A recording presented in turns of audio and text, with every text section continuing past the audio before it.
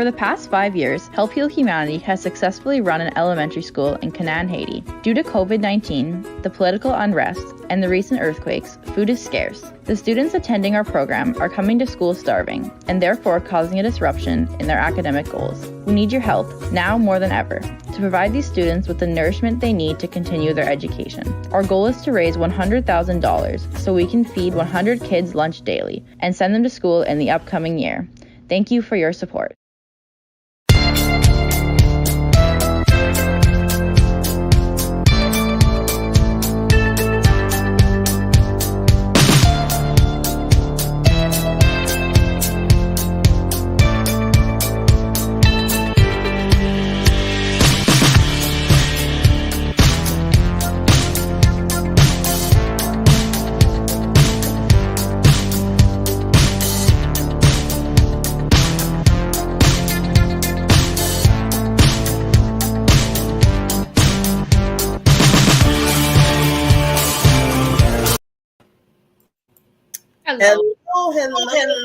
Hello. Can you hear me?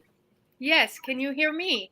Can you hear me? Yes, I can. Yes, I can. How are you today, Miss Barbara Beckley? You know, it's just been so long since I seen the Queen Serena. I mean, oh my God, you just can't stay away from me that long. Right? I know you're like, Barbara, we just talked this morning. In the afternoon and the evening. So, yeah, welcome. How are you? I'm doing amazing as always, you know, and if I wasn't even doing that amazing, doesn't mean why complain about it, right? That's not gonna get anybody nowhere. It just makes you feel more like, ugh, like icky. Yeah, I know. Somebody the other day was like, Serena, what's wrong with you? Because usually, you know, I'm a lot. And I'm like, oh, I'm just don't want to complain. So I'm being kind of quiet. What's the point?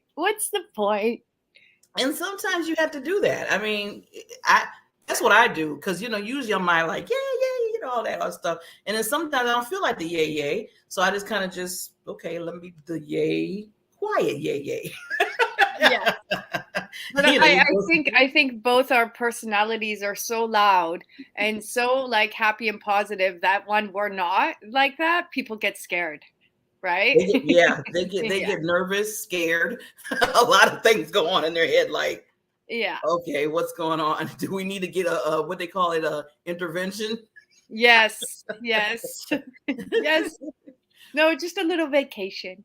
Yeah, just a little vacation. And you know what, lady, you and you know this show, this ours, so we can talk about stuff just personal too sometime. You deserve a vacation, lady. You deserve it. Okay, please. Yeah. Even if it's a stay what they call a stay vacation, where you're just not talking to anybody. Yeah, staycation, and just say, I'm not talking to anybody. Yeah, it's coming. You know what it is? It's just I'm sure, you know, the audience out there and everybody who listens, you know, when you have multiple things happening at the same time for an extended period of time, you know, I think, you know, when you hit your limit, and I'm still doing it and I'm still going, but I'm very much looking forward to, you know, a good maybe 4 or 5 days where I just totally disconnect before I go back to the classroom, and then there's no disengage for break again. Yeah. So disengage. Somebody was telling me the other day, they said, you know what, sometimes Barbara, I just have to disengage. I'm like, you know what, I kind of like that word. I'm gonna use that sometimes. I just need to disengage a minute. But yes, but you know, speaking of me, I mean, you, Miss Barbara, you know, in the time that I've known you, you're always present, you're always available, and I'm absolutely really scared because I feel like you never sleep. Like, you know, sometimes you wake up in the middle of the night and like, unfortunately, I don't know, like I'll just look over at my phone. I'm like, does this woman, and to the people who are listening, I don't know how Barbara does it, but you know, I've sending you texts through the whole day. Yeah, I know.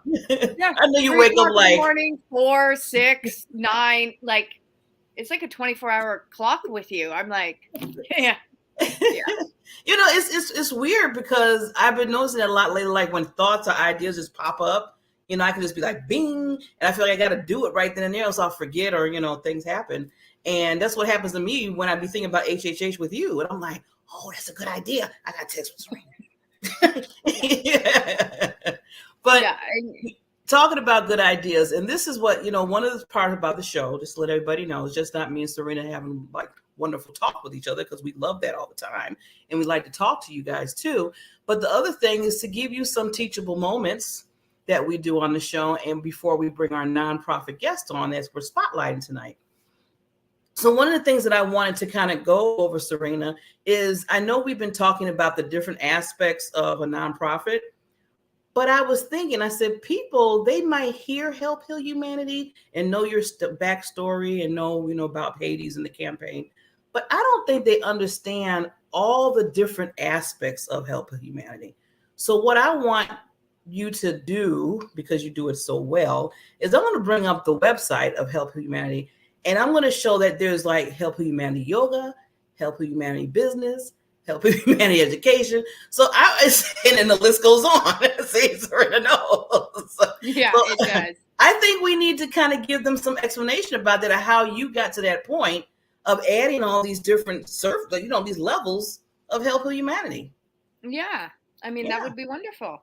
Okay, good. She's with me. Okay, here we go. So I'm just going to just pull it up here. Come on, technology. There we go. So there's a wonderful, wonderful Help Humanity site.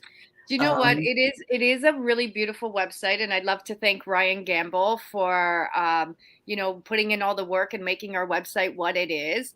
I will sadly say to our audience, we haven't had an update in about since the pandemic. We haven't had an update, and the amount of work that we've done throughout the pandemic has been enormous. So we are looking for grants so that we can, give a proper update on our website and fill in all the information.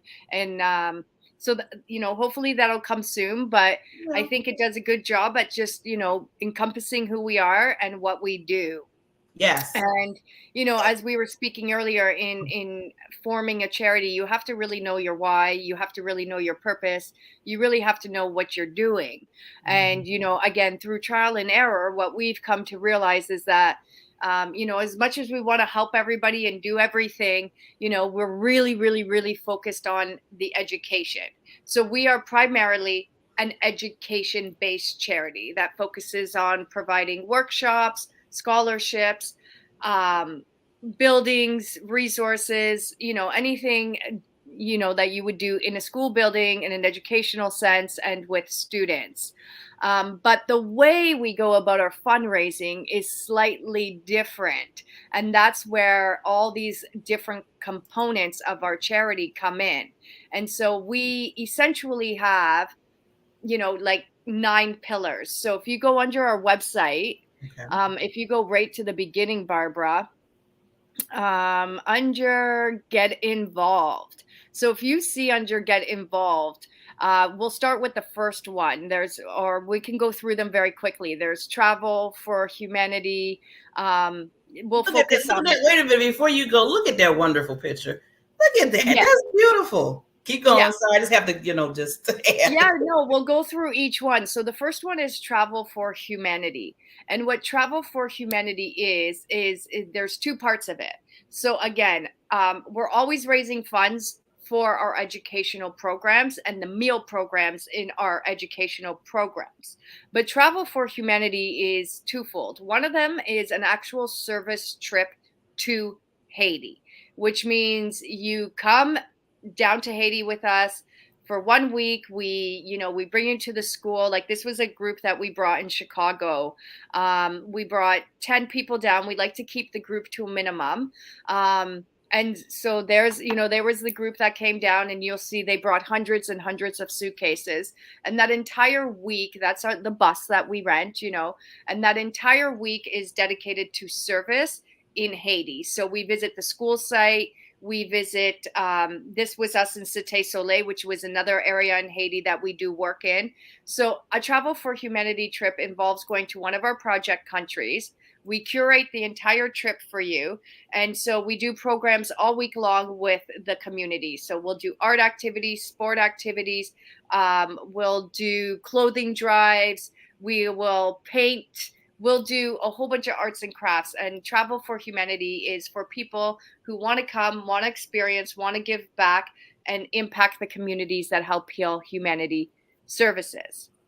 The other component of Help Heal Humanity that we were about to get started doing, but because of COVID, we were not able to, is, people who just want to travel the world, people who have those things on their bucket list, like I want to climb Mount Kilimanjaro, or I want to walk the ruins of the Mayan, or I want to go, do the Camino de Santiago.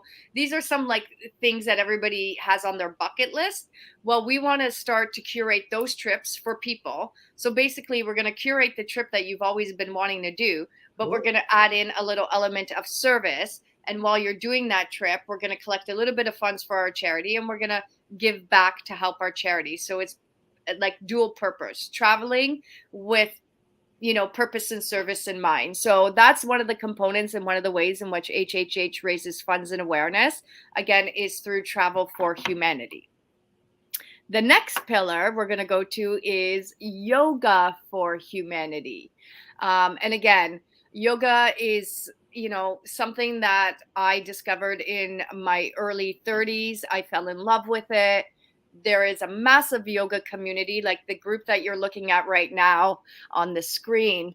That was a group of yogis where we were all working and training together. And I'm not lying to you, out of that picture, I'd say at least 70% of these students, once they heard about what Help Heal Humanity does, they went back into their yoga communities, and all of them did by donation classes, workshops, concerts.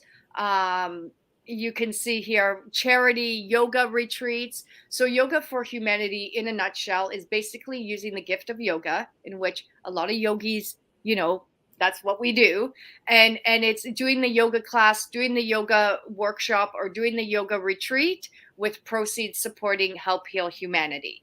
And again, that's just using something that you already do in your life, if you're a yogi, with a certain percentage of it going back to our charity. And our charity yoga retreats have raised about, they 2018, 2019, they raised about $10,000 to $15,000 a year.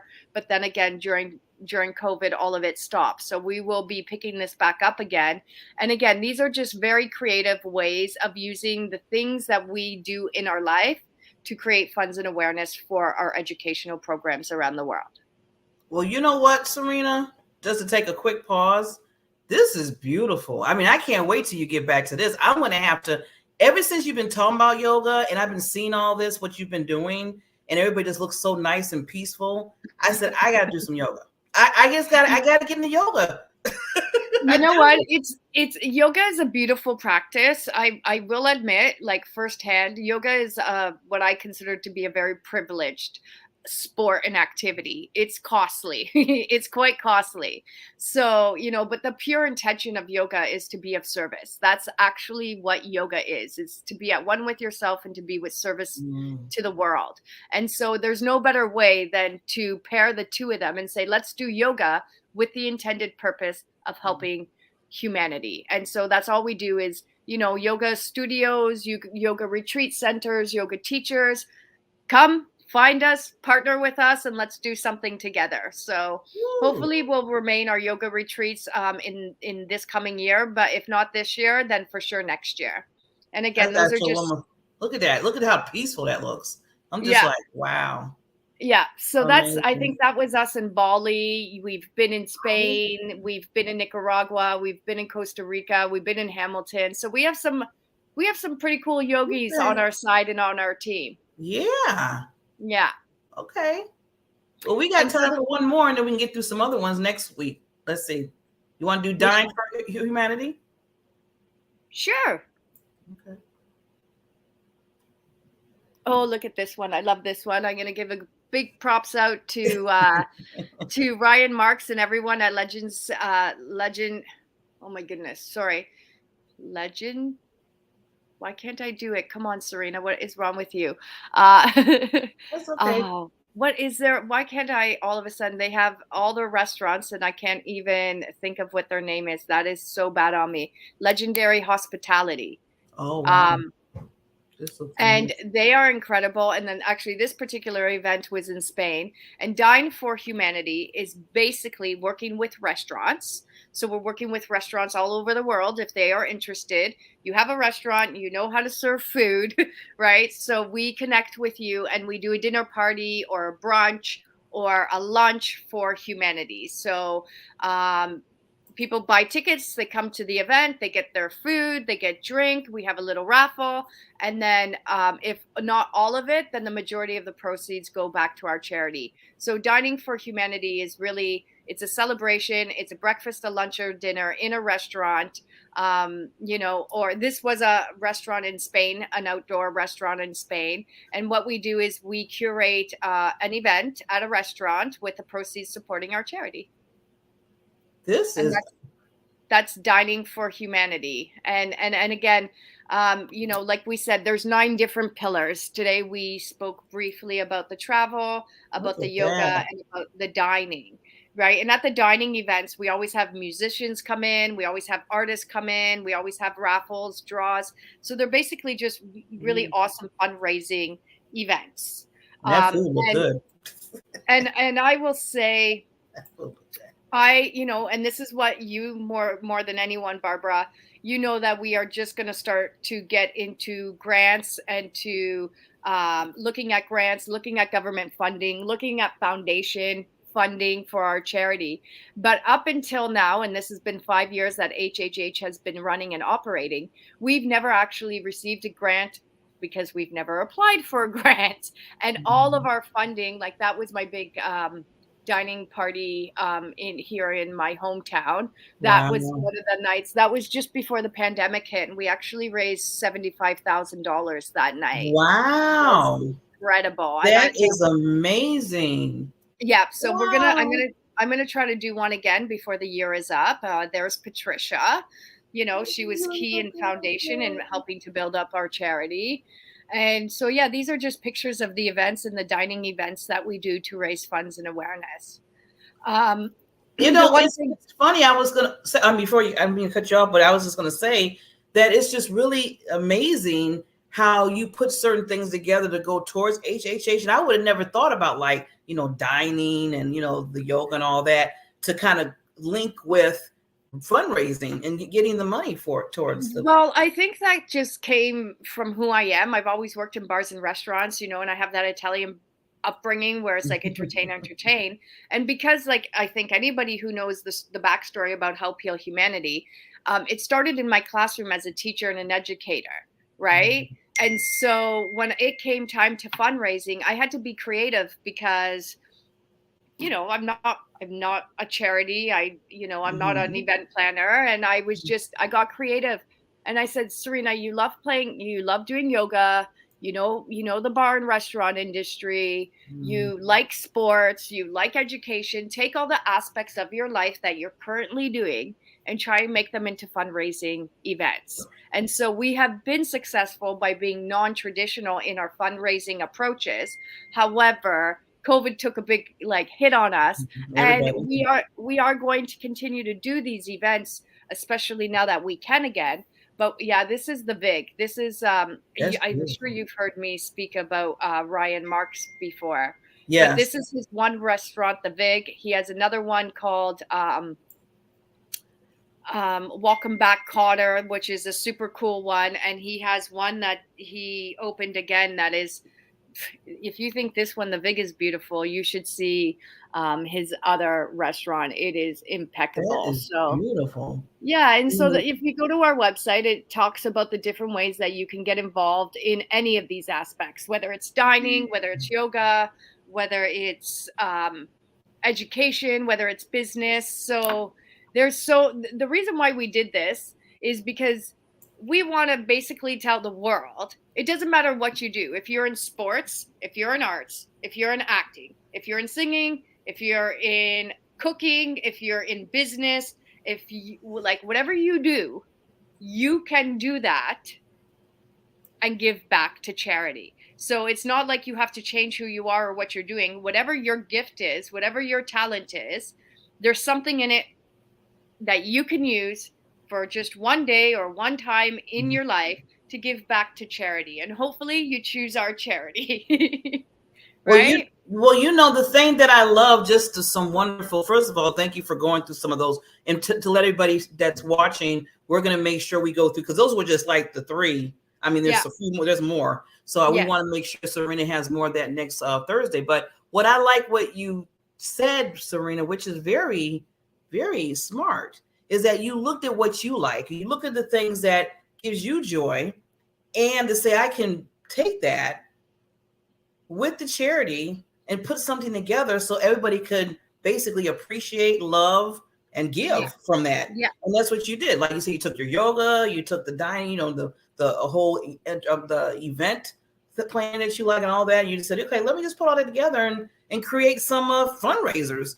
And look at the one that you did, 75, you said 75,000. I'm like, yeah, that was amazing. That was our actual launch party here in Canada, right? Because we got our charity status at the end of 2018. So we did our launch party in 2019 in my hometown, where, the board of directors, the Canadian board of directors, the majority of them were also from my hometown.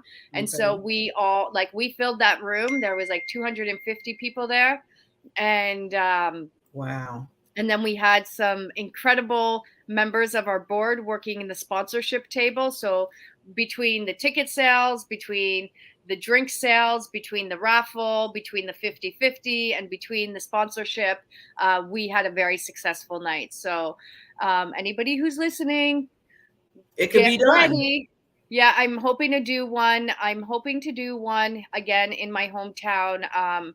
Probably the end of October, early November, just before Christmas and the holidays. And hopefully we can be just as successful, because I think a lot of people love our HHH events. Yeah. I will say, whether it's a dining experience, a business experience, that was supposed to be my alarm for another day.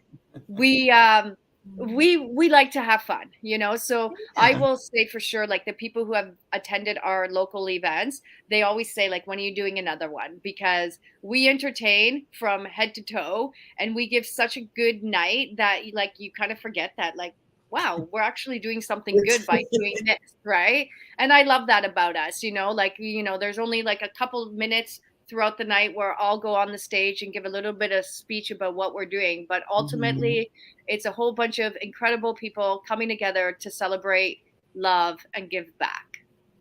Well, you know what, Serena, that is just amazing. You just pour out so much your heart and soul, and you can just see it in what all you do. So again, me, I'm going to throw that love to you as always. Yeah. But I will say, and I'm learning as I go, still 5 years in the making. I know for sure what I am good at, but I absolutely know that by myself, I can't do anything. So without the board of directors, without the volunteers, without people like you, and showing up, believing in what we're doing, helping, donating, spreading the word, there would be no such thing as HHH, right? And so I thank all the people who believe in what we're doing, join the board, give the volunteer hours, give the money, give the funds, give the prizes, because we are a community, we are a family, and we can't do this alone. So thank you to everybody, and to all the people that we haven't met yet. I can't wait to meet you. We can't wait to meet you. And that's just the key, is let's start some more collaborations. Let's get some new people involved. I love the people that we have, but anybody knows, it's, you get donor fatigue. How many times can we go to our same donors and our same supporters? Donor fatigue. Donor fatigue. That does happen, right? That does happen. Yeah. Well, Serena, I just first of all, thank you for, showing the love right back. And that's what it's all about. When you have an open heart, and, what you have behind it is just pure love, for what you're trying to do. Everything else comes together. Everything comes together. The people come together, the volunteers, and, you can't help but just say, hey, I want to be there with you. I want to be with you. I want to help you with this. So towards the end tonight, after we talk about our spotlight nonprofit that we're doing tonight, BCC Revelation, we're going to talk a little bit about the campaign. And just to let everybody know, we're going to talk about that on a weekly basis, because that's something really huge that we are really asking individuals. And we're going to kind of tell you how to do, some people's like, okay, they want money and stuff, but we're going to explain to you how we can make it easier for you. And you have to be thinking about, okay, how am I going to do this? Because we don't want to get you stressed out. We just want you to, show your heart. So with that said, we are about to go into our spotlight nonprofit. This is another wonderful thing I love about the show with me and Serena co-hosting the show, is because we get to meet other like-minded, loving hearts that is out there being world changers to the world. And I love their stories, their backstories, which we're going to hear a wonderful one from, I call Lady Queens, this wonderful queen, because it always starts with that story and then that hunger. And then you go out and create these nonprofits that are just amazing. So without ado, let me just read who we're going to be bringing. So the founder, Kelly Melissa Hansen, lost her middle sister, Carrie, to a complete suicide on February 20th, 2017. BCC stands for Because Carrie Cared. BCC also reflects on the theory behind blind carbon copy emails. A person's name is on the BCC line, and they do not know who else's name is there. It is hidden, and that is how we think about a mental health challenge. It is there, but you may not know it is there. Her goal, this Queen Kelly, is to get the hidden names listed on the BCC line to the 2 line to open up the conversation about mental health, so that they start breaking down the stigma. You cannot always see a mental health challenge or know how to address it until it's too late, and we lose a life to a complete suicide. And I'm telling you, just reading that and was looking at what she does, this is going to be good. I really want to hear her story. She's doing so much for the world. So, but before we do that, we got to thank our sponsors by bringing on our sponsors, and we'll be right back with Mrs. Kelly. Again. Uh-oh. Raise your hand if you've ever been busy. Raise your hand if you've ever got tired and feel like you just need a couple days off. Most people would have both hands up right now. That's our world, fast-paced and income-driven. That's why we get caught up in our own lives so often, and that's why it's understandable when most people don't focus on worries that aren't their own. So what makes someone become a humanitarian? Someone whose whole life focuses on the welfare of other humans. When you go back and you see kids that were living on the streets, kids had no structure, they had no routine, people who had nothing, they didn't have meals. When you see that all of a sudden they're waking up, they have structure, they have something to do, they have a meal in their belly, their life changes completely. They, like I said, their self-esteem changes, their self-worth, their ability to know who they are in the world and what they have the potential of becoming, to give that hope, to give that dream, and then to watch people actually use that to do good for themselves and others it's amazing. It becomes an addiction. And with Serena's help, we'll find the meaning of life to a humanitarian. There she is. Hello. Hello, Kelly. Nice to meet you. Nice to meet you also. I was taking notes as you were talking, so. Note taker. Well, first, before you even, because you're a wonderful spotlight guest of our nonprofit, and we want to thank you. I know Serena, but both of us want to thank you for coming on the show. This is really, we love this because, again, we like to spotlight other nonprofits that are doing, just like I said, raising the bar and doing the world changing. So with yours, Kelly, I commend you. I mean, I know you do a lot of the love from you and from your sister, and it's just amazing what you're doing. So we would love to hear, the backstory and what you're doing now in the nonprofit. Thank you so much for having me on. I really appreciate what you're also doing. And I love that we can kind of like get on these and listen to what you're talking about before and take down notes. Yeah, so you kind of told my story a little bit, but I lost my middle sister to completed suicide in 2017. And really, it was one of those things that I had been working with another nonprofit for a really long time that we focused more on the adolescent aspect. But my sister was an adult. And so I wanted to kind of shift and go more into the old adult space. But over time, it has evolved a lot. So that's really where the evolution comes from. And for whatever reason, the BCC made me think of that blind carbon copy theory. And that's really our goal and our mission, is to educate people about what mental health means, how we can help somebody, whether they're suicidal or they're struggling with a mental health challenge. And the main reason is because I didn't understand what my sister was going through.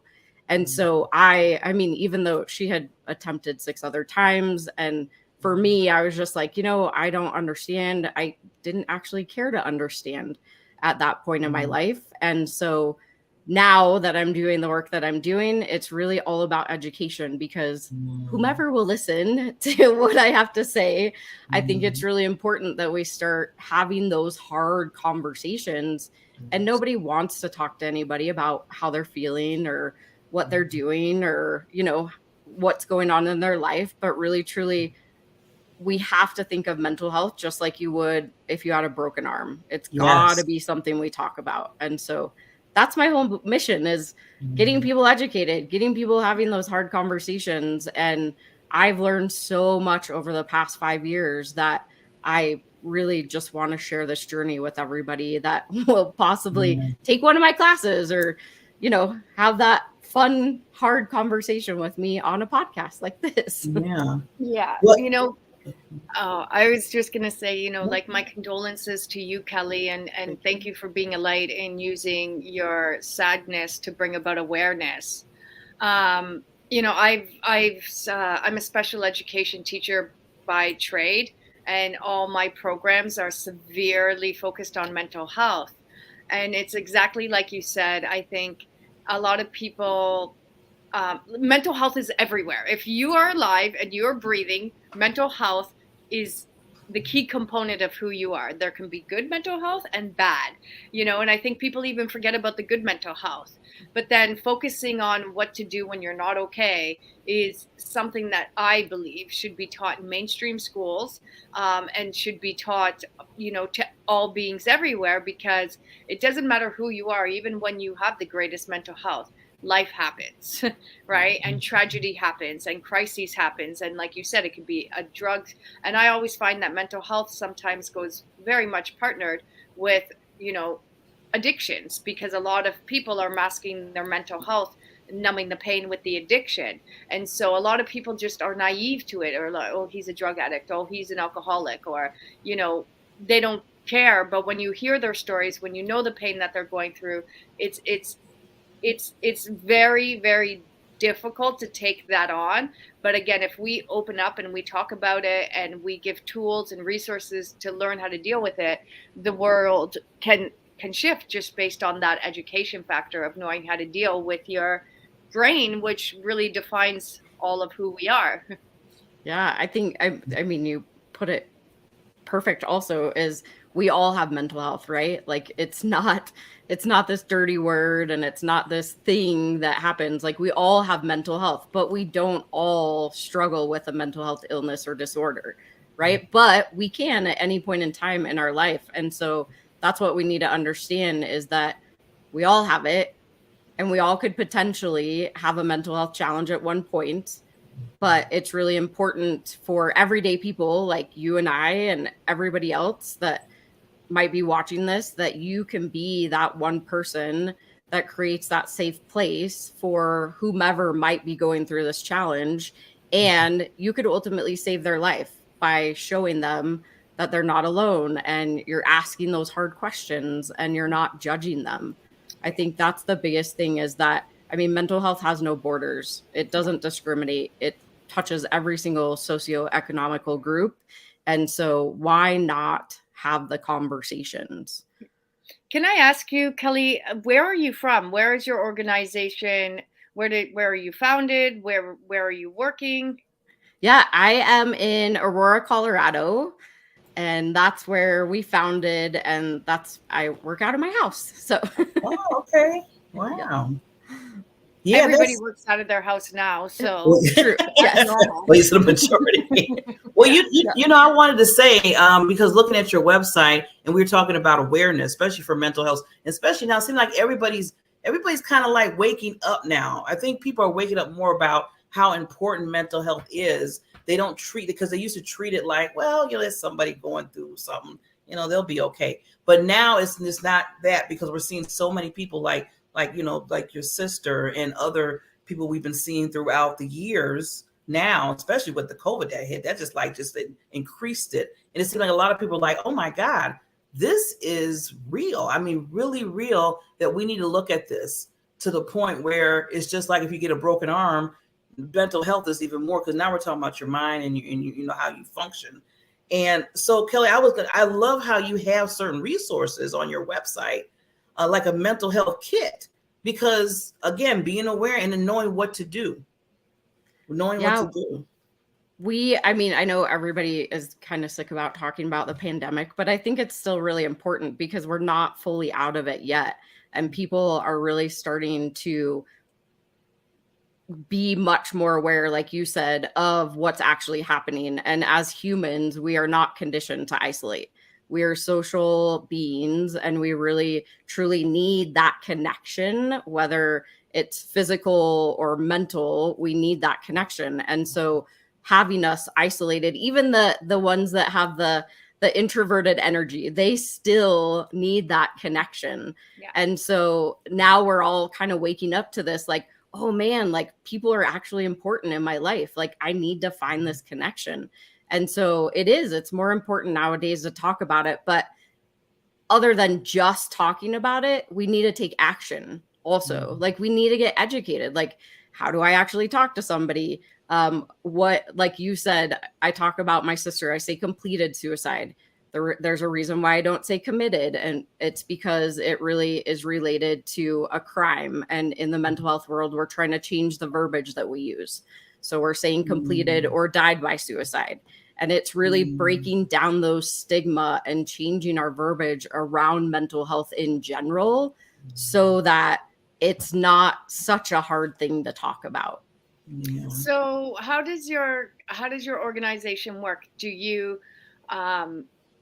Do people that, like, are you known as a center? Like if somebody's suffering from mental health, go and contact these people, they can help you. Like, how does it work? Where do you get your clients from? Do you go give educational workshops? Maybe tell us a little bit more about, you know, exactly what you do and who's involved and all of that. Yeah. So our main thing is education. So we offer multiple levels of education. We start with our Shift Your Mindset Boot Camp, which is really for people that might be struggling or suffering with a mental health challenge. That just gives them more tools, more resources, so that they can really start shifting their mindset from the negative to the positive. And then our next level of education is in partnership with Mental Health First Aid USA. So we have multiple educators, and we're trying to train more, but right now we do one class per month, and we kind of flip-flop the curriculums that we offer. So there's a youth version, which is adults assisting youth, and then there's an adult version, which is adults assisting adults. And then we're just now jumping into the teen version, which is actually designed for 10th, 11th, and 12th graders. And then our next level, which just rolled out, which I am very proud of because I built it, but it's our own proprietary curriculum. It's called Breaking the Cycle of Trauma. But ultimately, it's another added layer of understanding mental health, why understanding trauma is so important, how it affects you from over the time of, like, during maturation periods, and then how we can build in resilience and do a safety and self-care plan. And then the last level is you can actually become an instructor for our curriculum. Wow. So we partner with a lot of different, we do. I mean, a lot of everything that we do is education based, up to even our events that we do. We do a film festival every single year. We're going into our fifth film festival next year, and it is a global film festival. So we have films from across the world that are all centered around mental health and suicide, and we bring in the filmmakers and do a Q&A with them to understand why they created the film, and then give more information to the audience. And then, like you were kind of talking about too, we also have a gala every single year just to showcase all of our sponsors and our donors. And then we added last year a cornhole tournament. I don't think we're going to be able to do it again this year, but we're going to find one other fun event to do throughout the year. And I forgot, on the education, we also do we launched a Give Youth a Voice, and it's ultimately designed for youth in mind, because in Colorado right now, suicide is the first leading cause of death for ages 10 to 14. Oh my God. Wow. 10 to 14? Wow. Yeah. Young. And it just is getting younger and younger. So like, now is the time to start having these conversations. Your kids are going to understand and find out whether you think they are or aren't. So let's have those conversations, and we're building a whole curriculum and program around that we can offer to schools, offer to gyms, offer to youth groups, really anywhere that youth are involved, so that they have the tools specifically and not just the adults. And when you are referring to mental health, you're looking at all the different diagnoses, right? Like, it doesn't matter, you're bipolar, schizophrenic, it could even, it could be an eating disorder, it can be, it could be anxiety, depression. It's, you're looking at all the various aspects of mental health, and how to cope and how to manage. And like you said, the most important thing that your charity is doing is educating people who have mental health, and educating people who are not suffering from mental health, but can maybe be the caregivers, the light and the hope, and or know how to manage the people around them that are suffering from the mental health. Yeah. Which again, I fully support 100% your organization, what you're doing. And I feel like these are the lessons that need to be taught in the elementary schools and the high schools, and start young, because our world is changing at such an alarming rate. Actually, like when you look at it, even me in the classroom as a teacher, like I see how much the kids, the students, the environment is constantly changing. And if anything, the students and the youth are having more and more pressure, more and more anxiety, more and more depression, because there's so much going on in the world and in their lives, and with this phone that unfortunately is becoming the world. And I know my students, when they see their phones, like that's the end all be all. Like they believe it. There's nothing else. And sometimes I'd say to them, like, life is not just about the social media, but to them it is, and that is real, and that can target them to, like you said, to the point of a suicide. And it's sad. And like 10 to 14, to know that is the highest suicide rate between those age causes of death. Those are alarming facts, and those are sad realities that need to be confronted. And I've always said, I am the teacher that doesn't believe in academics, not because I don't think academics is important, but those real issues that define and make up who we are, nobody's really teaching us. If we want to seek that information, we need to go and find that by ourselves, by doing workshops or paying fees or doing all the work that you have started to do. And again, how do we get this message to all people at a young age and make it like, not that history and English isn't important, but make this part of the curriculum? Yeah. What I really love, Kelly, is the one that you created, Breaking the Cycle of Trauma Master Education. And you go from, domestic violence, substance abuse to bullying. And that really connects with me, and even the grief part of it, because I was bullied heavily when I was younger. I mean, for like 5 years, I was bullied, where people basically told me I wouldn't be anything. I mean, there was some kids telling me I'm from another planet. They thought I was from another planet because I was just they just thought I was just nothing really. And to take that on, and when you're growing up, in your 20s and 30s and 40s and 50s, well, I'm telling my age, and still have that lingering in your mind. And sometimes, you don't realize that it still might be there when certain other things happen in your life. So that's why I'm loving what you created, because you got to get to the core, of what's going on. You have the symptom, you're like, well, why is Barbara all this and that? But then there's something more deeper that you have to really dig deep. And that's what we miss out sometime with people. And that's why they have the mental health issues, because, we be like, well, they're just, this is how they are. Or, they don't do a check-in with nobody. I mean, me and Serena, I'm always checking with her. I'm just as an example. I said, Serena, you okay? Hey, love you, and I think that's what we need to do, because when you see something different with somebody, that should be kind of like a trigger to say, okay, they're not acting the way they usually do, or something is not, feeling right. And we need to really look at that, I think, better than what we do, because you can be saving a life by checking in. Yeah, that's actually the reason why I wrote this curriculum, is because we don't talk about trauma enough, and how we literally lock it and store it in our bodies, which ultimately manifests. And I know you were talking about yoga, and yogis understand this, right? It manifests different illnesses and disorders, and I call them dis-ease, because it's, it's all these things that your body starts manifesting because you are locking trauma in your body. And my main was, I actually paired two traumas together. And that's kind of what started my journey on. I also do coaching. I do neuro-linguistic programming coaching. And that was the journey for me. Was my son had seizures, and then my sister passed, and he actually had his last episode of seizures on her celebration of life.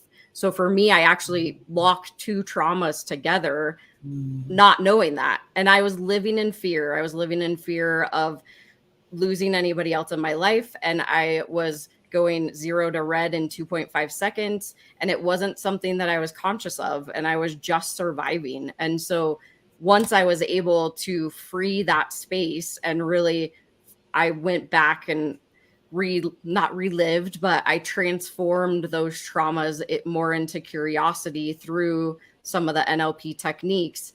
I was finally free, and I was able to speak about my sister. I'm able to speak about my son's seizures, and there were so many things just from those traumas that were keeping me stuck. So it's true, and that's where this curriculum came from. Was I want people to understand that, like you talked about, bullying can affect you your whole entire life if you don't have a chance to resolve what's going on. And thank you for sharing your journey too, because it's definitely something we do need to start talking about. And the more people we can get educated, the better our lives, our communities, and kids. I mean, we're just, yeah. And one thing that you said, the other thing that you said at the beginning of the show that really, I felt a lot, was your experience with your sister. I mean, I also have a sister who suffers from severe mental health. And it's like you said, if you don't understand the illness, you can be contributing to it. Right. And you don't, because you don't understand, in your mind, you're thinking what the hell is wrong with them? Just do this and just do that and behave like this and do this. And then you also start to get angry and or bitter or upset at them because they're not getting it. And again, that can create a negative snowball effect. So if, like you said, if we are aware of what the people are going through, we can approach them with so much more compassion and empathy and love that will help you as the person who has to deal with it, and help the person who is actually dealing with it.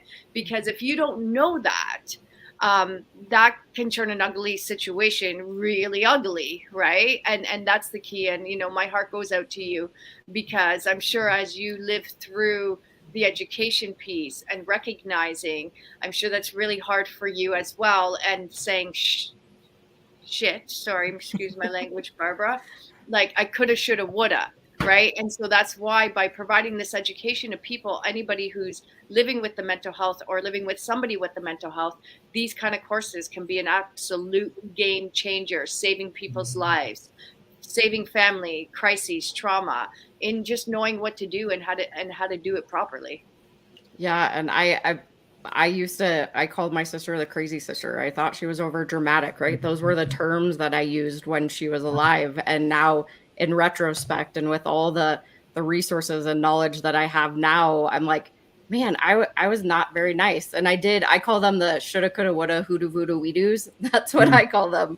And you go through those. You're like, well, what if I had these skills? What if, but the whole thing is that I really truly believe that she's always been one that has led me into paths that I never thought I would be experiencing. And so I really look at this journey as something that she led me into that was my purpose in life. And so although it stemmed from a tragedy, it really truly has been incredible, a blessing. Yeah. Like, I mean, amazing journey that I don't ever want anybody else to go through. So that's why I'd love to educate people, right? And it's just wonderful that you did a tribute to her by creating this nonprofit, and that she lives on through this and through you and through everybody that's getting awareness, everybody that's getting help, everybody that's getting trained, everything that you're doing. I mean, it's stemming from her. She's like that, I always say, the ground where you have the dirt and the seed. She's like that seed, and everybody's growing from that. To understand how important this is. So I commend you. I really commend you for that. Thank you. Commend you. Well, I know our time is short, and I want to make sure that Kelly gets in if she wants any lasting words to tell our audience how to reach and other things that might be going on, and then we'll just close out from there. Of course. Yeah. So you can find us we're across every single social media you could possibly imagine, even TikTok. We're at bccevolution.org. And then you can also reach out to myself personally. You can send us a message. We have a whole bunch of resources on our website. Join a class, get educated. We do everything virtually. So really you have no excuse. But I just want to say, and the thing that I always say at the end is, if we open our hearts, minds, and mouths together, we can make mental health matter. Oh, I love it. I love that too. That's hard. Well, thank you, Kelly, for coming on. Serena, any last words for Kelly before we get to our last part of the show? No, I just want to thank you for the work that you're doing. And I hope that everybody gets to experience some and goes to look at your website. I'm going to go take a look at your website. Maybe Barbara and I are going to take one of your courses. Who knows? But to everyone watching, mental health is real. It's everywhere. And if you do just, engage a little bit and understand it better, it can literally change the world. So thank you, Kelly, so much for BBC Evolution and what you're doing. Everyone go check that out. And it's been a pleasure learning from you. Thank you. Thank you so much for having me. I appreciate it. Yay. We'll be right back. Thank you. Today, over 1 billion children in the world live in poverty. At Help Heal Humanity, our goal is to connect children in need with people like you who want to make a difference. Our student sponsorship program helps provide children with the necessities for a healthy and successful start to life. When you sponsor a student, you're not only giving them the gift of education, you're giving them the best chance for a brighter future. 100% of your donation supports the tuition fees, uniforms, textbook, and school supplies needed to thrive in a safe and healthy learning environment. Sponsor a student now and be the catalyst for their brighter future.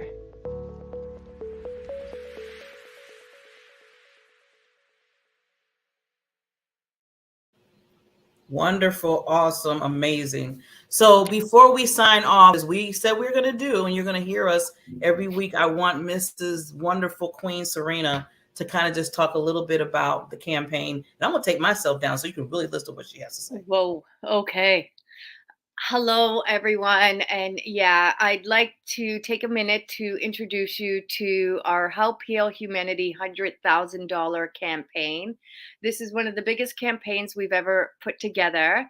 The intention behind the campaign is to send 100 kids back to school this September 2022-2023 school year in our community in Haiti. And what this covers is the full tuition fees, exam fees, registration fees, school bags, school supplies, 2 uniforms, and all the textbooks for 100 children to go to school. And in addition to that, is to receive a hot cooked meal, 2 snacks, and water daily. Haiti is one of the poorest countries in the world. It has been struggling significantly since its 2010 earthquake. It's had another earthquake last year in August of 2020.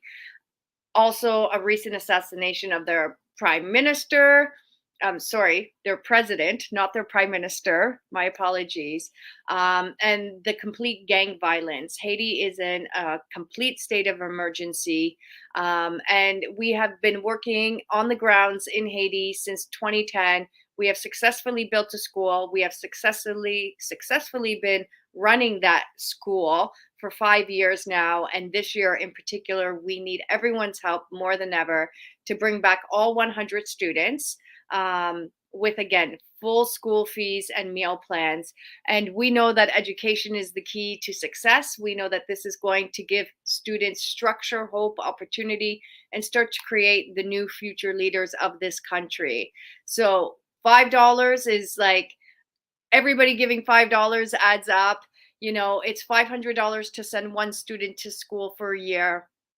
I've been telling everybody to have a little dinner party. Have a little dinner party at your house, you know. Everybody bring something. It could be like a smorgasbord, and then bring $25, bring $30, bring $50. And if you have, 6 or 7 of your friends over, your family members, you guys can have an incredible night of eating dinner, celebrating each other's family and friendship loves, and at the same time send a student to school for a year. So go to our Instagram, go to, www.helphealhumanity.org, go to our Facebook, go to our Instagram, Help Heal Humanity. And, like I said, every little bit adds up to change. And I can say firsthand, we have people on the grounds. There is no paid employees. 100% of your donation is going directly to the children and the families in need. And together we can do this. So please consider being part of our HHH student sponsorship family. Go to our website, go to our, social medias, donate $5. Anything over $20 comes with a tax receipt. We are registered in Canada and the US, so we can give that charitable tax receipt back to you. And together we can literally help heal humanity, one student, one classroom, and one educational building at a time. So thank you, Barbara, and thank you, everybody. I really, really, really do believe this is a massive global effort, and if everyone just gave a little bit, it would add up to a lot. And we really need your help. And as we said at the beginning of the show, Help Heal Humanity is all heart. We are all heart. Nobody's getting a paycheck here. We are giving because we believe in the power of service. We believe in love. And if you believe in, helping us and making a difference, please donate to our $100,000 campaign. And I think that's it. I love you, Barbara. I love you, humanity. Thank you for the show and for always being the light. Like, you're amazing. Thank you, Queen Serena. And she said it all. So all I'm going to say is we will see you next Thursday. And remember to look down below and follow what this lady said. That's all I have to say. Donate. We love you. We'll see you next week.